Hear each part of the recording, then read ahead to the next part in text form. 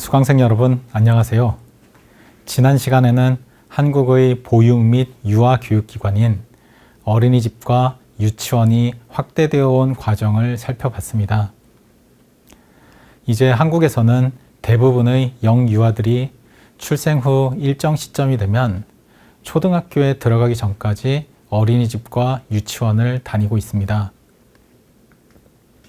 시설과 기관을 통한 보육과 유아교육의 보편적 확대는 자녀가 있는 여성의 경력 단절 기간을 줄이고 경제활동 참여를 늘리는 데에 기여해 왔습니다.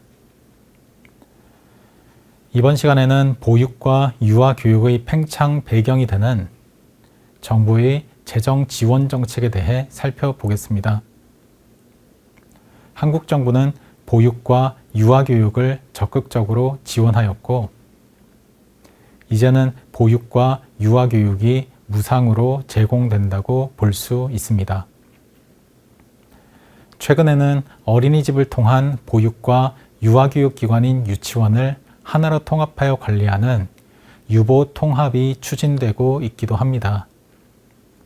각 정책들에 대해 하나씩 살펴보겠습니다.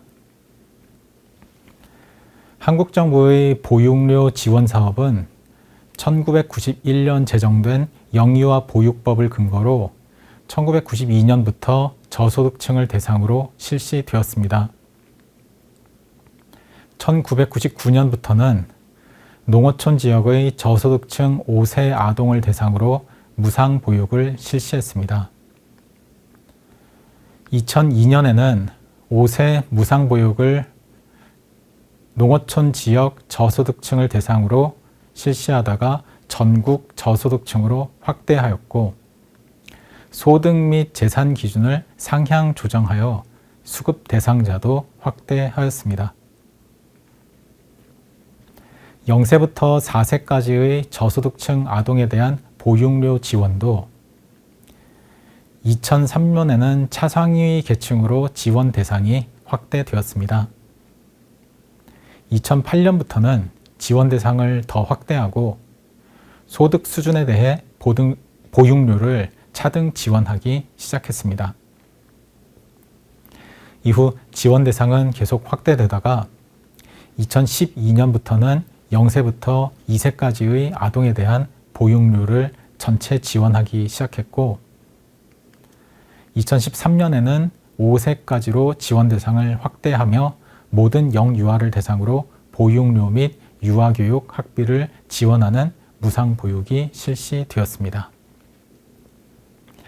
2024년을 기준으로 어린이집을 다닐 경우 0세부터 2세까지는 정해진 지원 단가에 따라 보육료가 전액 지원됩니다. 기본 보육 시간에 더해 1인당 단가가 정해져 있고, 어린이집 출석 일수가 11일 이상일 경우 전액 지원됩니다. 출석 일수가 한 달 중 10일 이하이면 출석 일수에 비례하여 차등 지급됩니다. 장애 아동의 경우 더 높은 단가가 적용됩니다. 보육료 지원금은 보통 카드 형태의 바우처로 아동의 보호자에게 지급됩니다. 민간 어린이집과 가정 어린이집의 경우에는 0세부터 2세까지의 아동 인원수에 따라 추가로 기관 보육료를 지원받습니다. 기본 보육 시간을 초과하는 경우는 정해진 기준에 따라 연장 보육료를 지원받을 수 있습니다. 야간에는 야간 연장 보육료가 적용됩니다. 한편 3세부터 5세까지는 누리과정에 해당합니다.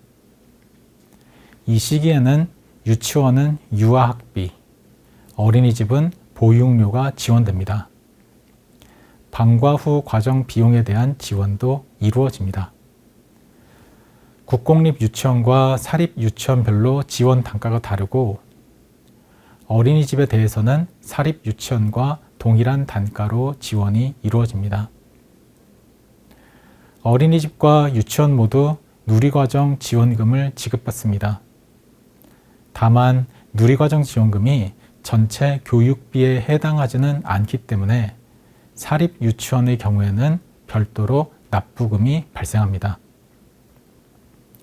민간 어린이집과 가정 어린이집에 다니는 3세부터 5세까지의 아동의 경우에도 지원금 이외의 보육료는 이른바 차액 보육료로 부모에게 부과되는데 지방자치단체에서 이를 지원하는 경우도 있습니다. 어린이집과 유치원의 급식비에 대해서도 지방자치단체를 중심으로 지원이 이루어집니다. 정부 지원 보육료 또는 유아 학비 및 자부담 교육비 이외에도 특별활동비라든지 행사비 등 어린이집이나 유치원을 다닐 때 보호자가 부담하는 추가 비용이 있습니다. 이러한 학부모 부담금에 대해 정부는 저소득층을 대상으로 추가 지원금도 지급하고 있습니다. 생후 3개월부터 만 36개월까지는 영아 종일제 돌봄 서비스도 지원됩니다. 아이 돌보미가 거주지를 방문해 아이를 돌봐주는 서비스인데 정부에서 일정 시간까지 이용료를 지원하고 해당 시간을 초과하면 자부담으로 계속 이용할 수 있습니다. 한편 2022년부터 0세와 1세 아동의 주 양육자인 보호자 1명에게 부모급여가 지급되고 있습니다. 부모급여는 0세와 1세 아동에 대해 단가를 정해 지급하는데 해당 아동이 어린이집을 다니면서 보육료를 지원받는 경우에는 보육료 바우처 금액을 제외한 금액만 지급합니다.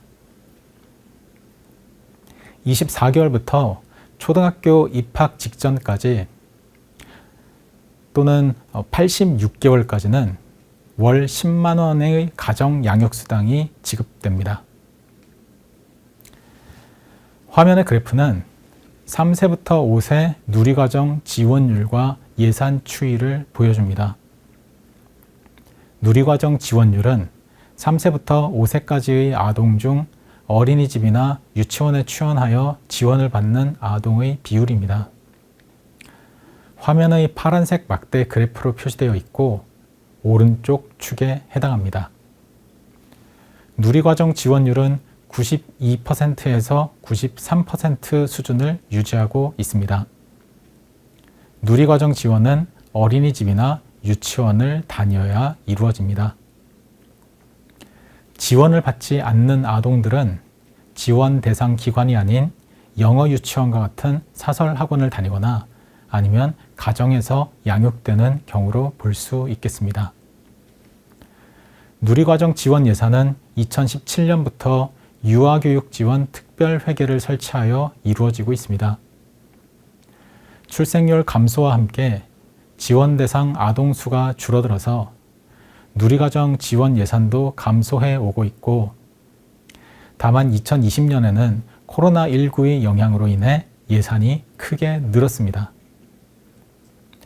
그동안 유아교육은 유치원, 보육은 어린이집으로 나누어 각각 교육부와 복지부가 업무를 관장해 왔습니다.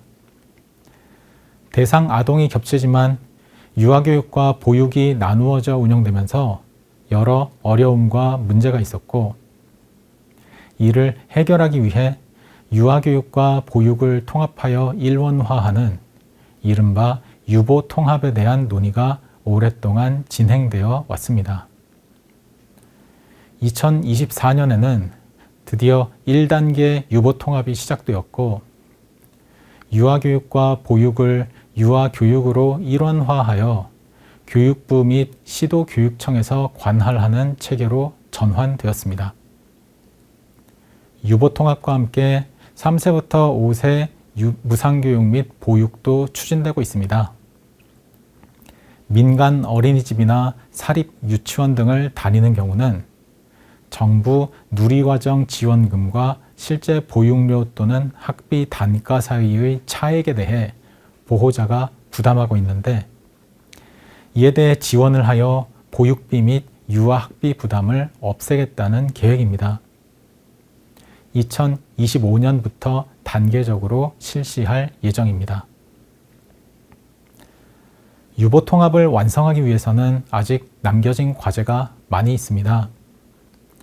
유치원 교사와 어린이집 보육교사를 통합하는 문제, 교사의 처우를 개선하는 문제, 유치원과 어린이집을 궁극적으로 어떻게 통합해야 하는지의 문제, 그동안 교육청과 지방자치단체 등이 나누어 지원하던 예산을 어떻게 정리하여 편성할지의 문제 등 여러 과제가 아직 남아 있습니다. 지금까지 한국의 보육료 및 유아학비 지원 정책에 대해 살펴봤습니다. 1990년대에 저소득층 자녀를 대상으로 선별 지원하기 시작했다가 2012년부터는 0세부터 2세까지 보육료를 지원하는 무상보육을 실시하고 있습니다. 또한 2012년 5세를 대상으로 도입된 누리과정이 2013년에는 3세와 4세에게도 확대되면서 누리과정 보육료 및 유아학비가 지원되고 있습니다. 3세부터 5세까지의 아동이 민간 어린이집이나 가정 어린이집을 다니면 누리과정 지원금을 초과하는 차액 보육료는 보호자가 부담해야 하는데 이를 지방자치단체에서 지원하는 경우도 있습니다. 사립유치원의 경우도 누리과정 지원금을 초과하는 유아학비는 보호자가 자부담하여 납부합니다.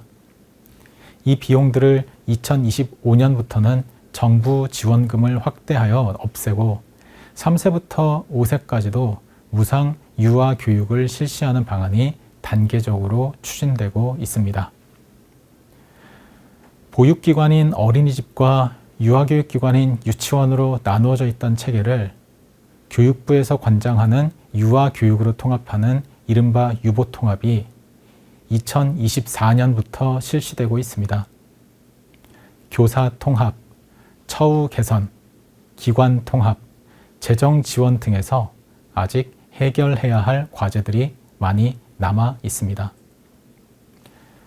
이번 시간은 한국 정부의 보육료 및 유아학비 지원 정책에 대해 살펴봤습니다. 다음 시간은 유아 사교육에 대해 살펴보겠습니다.